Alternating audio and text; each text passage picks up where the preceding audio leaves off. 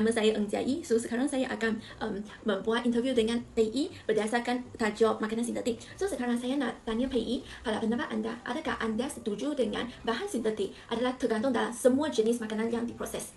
Pada pendapat saya setuju dengan bahan sintetik tergantung dalam semua jenis makanan diproses. Daripada pengetahuan saya, bahan sintetik adalah seperti sebab berwarna makanan. Sebagai contoh, berwarna sintetik ini biasanya dalam makanan ringan seperti super ring yang mengandungi sebab berwarna oranye. So ada tak contoh yang lain berkaitan dengan pewarna ini? Contoh lain adalah gula-gula, aiskrim dan burger. So sekarang perbincangan interview sampai sini sahaja. So terima kasih. Sama-sama. Assalamualaikum, nama saya Balkis. Hari ini saya akan menemubual Iqbal untuk menanyakan tentang makanan sintetik. Pada pendapat anda, adakah bahan kimia yang digunakan semasa proses pembuatan makanan sintetik ini selamat digunakan? Pada pendapat saya, bahan kimia yang digunakan adalah selamat. Ini kerana Kementerian Kesihatan bertanggungjawab mengawal dan meluluskan penggunaan bahan kimia dalam makanan. Hal ini kerana penggunaan bahan kimia secara meluas amatlah penting. Hanya bahan kimia yang sesuai dan selamat sahaja yang boleh ditambah di dalam makanan. Penggunaan bahan kimia makanan hanya dibenarkan dan makanan tertentu sahaja. Dan kadar maksimum adalah ditetapkan seperti yang disenaraikan di bawah Peraturan Makanan 1985. Sekian saja temubual saya pada hari ini. Terima kasih kerana sudi menjawab pertanyaan saya tentang makanan sintetik.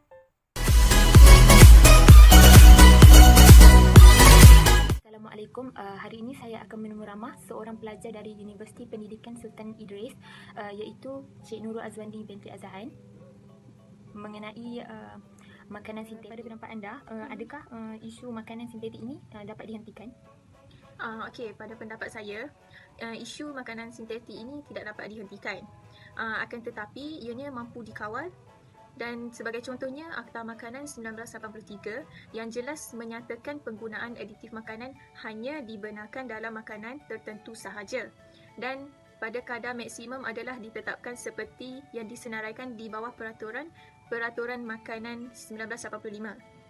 Selain itu, Kementerian Kesihatan juga turut menjalankan program pemantauan yang berterusan bagi memastikan penggunaan aditif dalam makanan mematuhi kadar yang telah ditetapkan.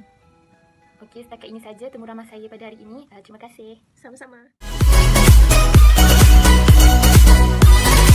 Assalamualaikum, maaf mengganggu ya. Saya nak temu bual sedikit tentang makanan sintetik.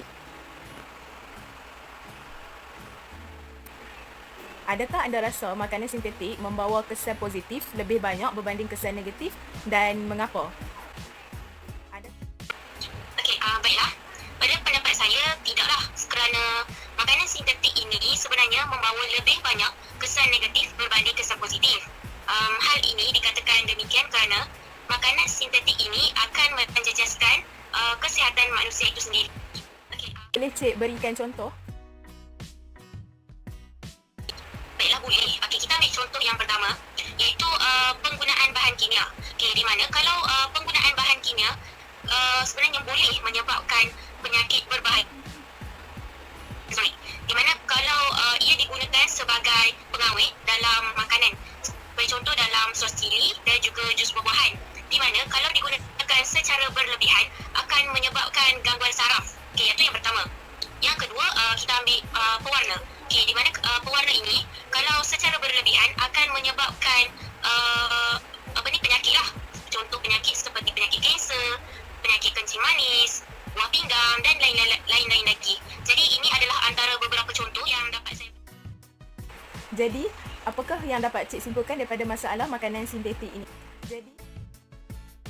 Baiklah, dengan itu secara konklusinya, apa yang dapat saya simpulkan, isu penggunaan bahan kimia dalam makanan perlulah diberi pemantauan dan juga penguatkuasaan dari pihak berkuasa supaya kita dapat mewujudkan persekitaran dan kesihatan yang lebih bersih dan juga positif.